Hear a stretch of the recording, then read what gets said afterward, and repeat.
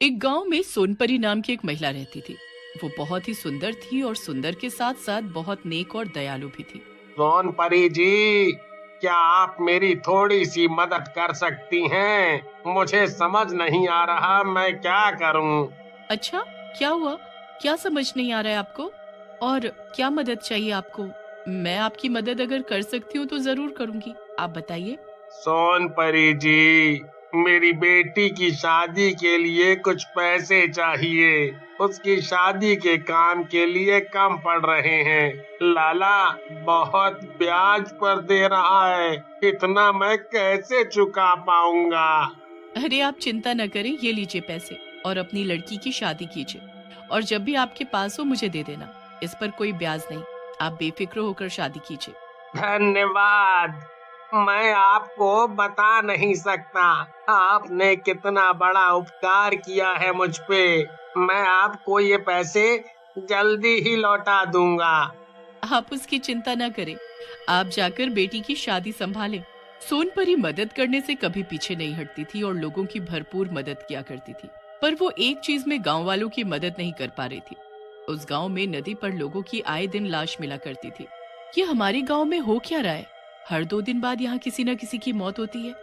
हमें जल्द से जल्द पता लगाना पड़ेगा आखिर ये कर कौन रहा है। उसी रात उस रास्ते से एक आदमी गुजर रहा था।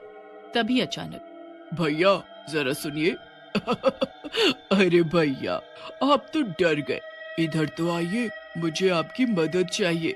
नहीं, हम किसी की मदद नहीं करते हैं।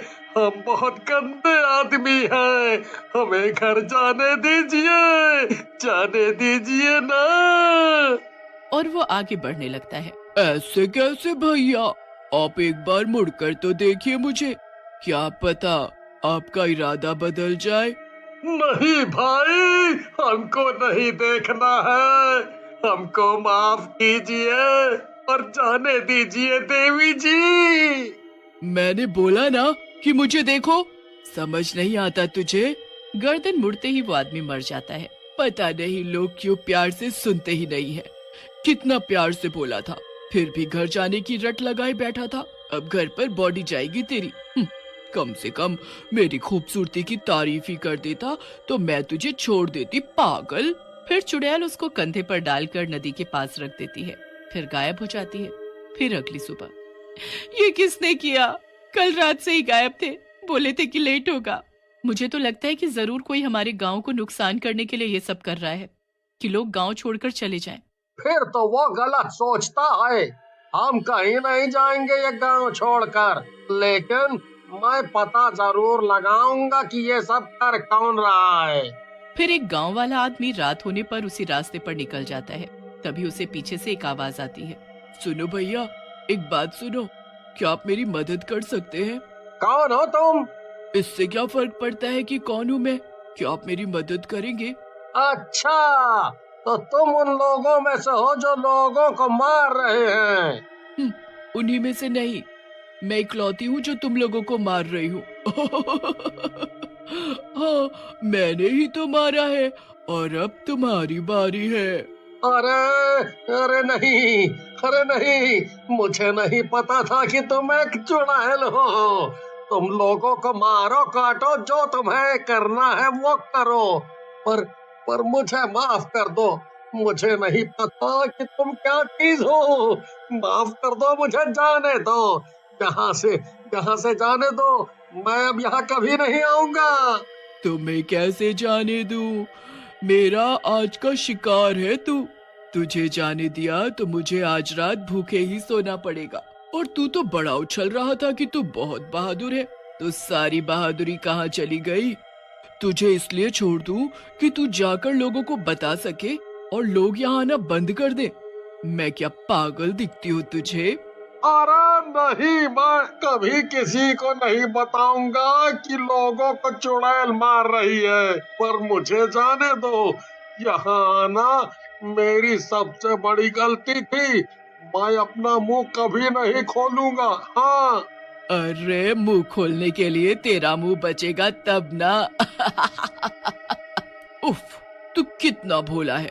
लेकिन फिर भी मैं तुझे जाने नहीं दे सकती। बड़ा शेर बन रहा था मेरे सामने, अब गया। अब इसको भी उठाकर नदी के पास डाल आती हूँ। फिर सुबह जब लोग नदी पर देखते हैं तो अरे भगवान, इसको भी मार डाला उन लोगों ने।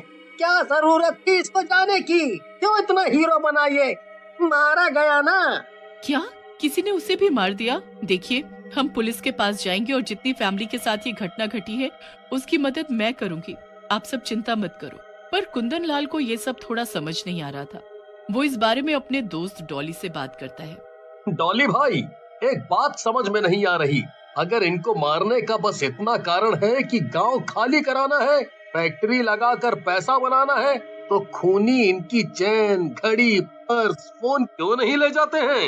ये सब ऐसे ही किस लिए छोड़ दे रहा है? लगता है कि तुमको भी मरना है, तभी इतना बोल रहे हो। वो भी बोल रहा था, देखो क्या हुआ। ये बहुत बुरा है। किसी के साथ ये हो रहा है तो हमें इस बारे में चर्चा करनी होगी। सभी लोग उससे सहमति जताते हैं। भाई कुंदन, आज तो लेट होगा मुझे। अभी मैं इस रास्ते पर हूँ और इधर अंधेरा बहुत है। मुझे तो डर भी लग रहा है। अच्छा चल, मैं आता हूँ। अरे भाई डर मत, आराम से आ। हाँ। इतना कहकर सुनील फोन काट देता है, पर कुंदन लाल को टेंशन होने लगती है। सुनिए, क्या आप मेरी मदद कर सकते हैं? कौन है? कौन है वहाँ पर? और आपको क्या मदद चाहिए?